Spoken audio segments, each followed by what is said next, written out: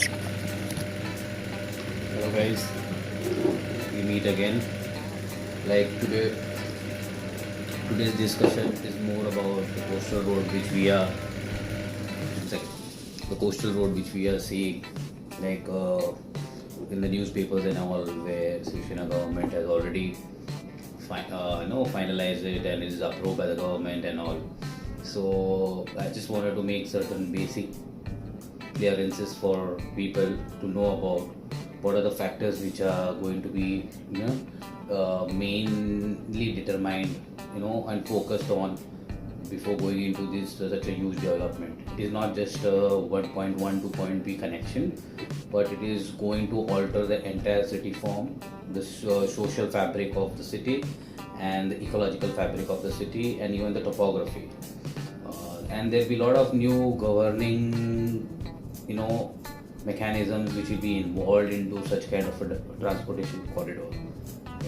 Because all the major downtowns, the ecological footprints, all are going to get affected because of this.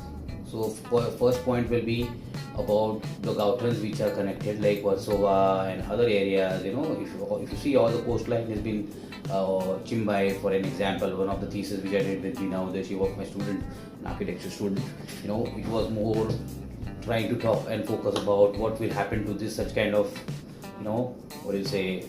settlements which are more connected to the kind of land use and to the kind of ecological footprint which is available next to it. So there will be a lot of things in which these things are going to get altered and affected, and there will be an occupational shift in all the fishery areas where there will become redundant areas, and then a new plug-in need to be identified in this rich cultural heritage gardens of Mumbai. So this will be one. The second one will be the impact on the ecological footprint. If you see, there are huge chunks of mangroves and grasslands which are the most backbones of our ecological system, which are of the sea, for the fishermen to happen. And this is anyways it is getting deteriorated, but the coastal fringes and these edges are going to get more deteriorated because of this kind of development which is coming up. So one needs to have to do various analysis and ecological surveys, and then such kind of a development can take ahead. I don't know whether the political system is aware of all this kind of layering, because they are just being guided by bureaucrats and officials from MMRDA and other concerned authorities, but I don't think so there is a detailed report. If it has been done, then it's well and good, but if it's not, then one needs to sensibly and sensitively try to focus on these issues.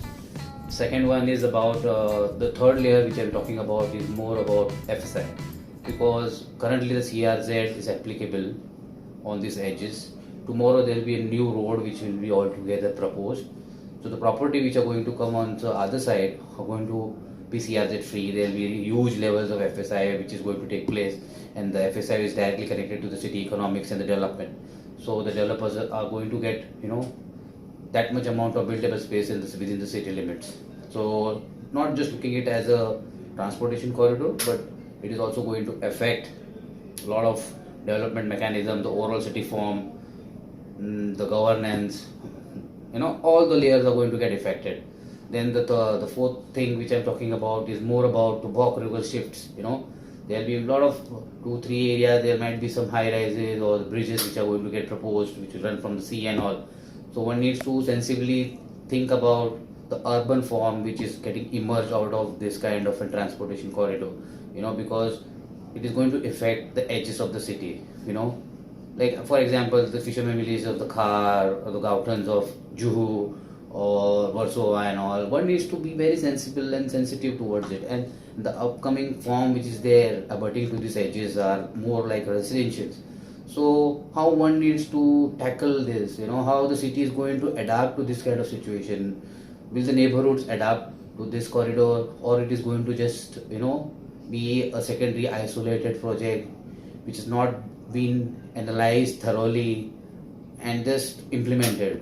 Like the Mumbai metro, the second phase of the metros, it is facing the similar problems. I don't know where it's going to get connected and how people are going to manage it. But one needs to be very sensible towards what kind of an approach or what kind of development which is coming up in the city.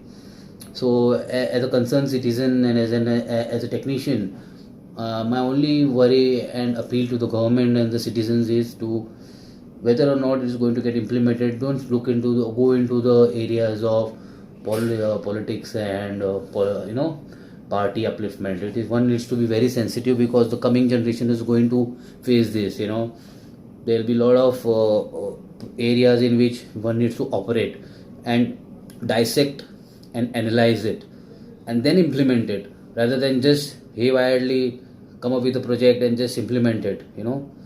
I'll just appeal to all the citizens and the concerned citizens, that think about it. Don't just take the decision based upon some biased opinions of others and just spoon-fed stuff, but one needs to critically look at this, and then we can adapt to it, or whether we need to select it and think about it whether it should be implemented or not. But be very sensitive towards the aspects of ecology, cultural fabric, and FSI. These three are the major ones which are going to govern. And then the fourth one is the city form. So that is not in an individual's hand, but only a visionary or urban designer or town planner can visualize it. So how you want to distribute the FSI depends upon that deep study of urban design and urban planning. Okay, guys, this was my third lecture. Hope you guys enjoy and subscribe to my channel. Bye bye. Ciao.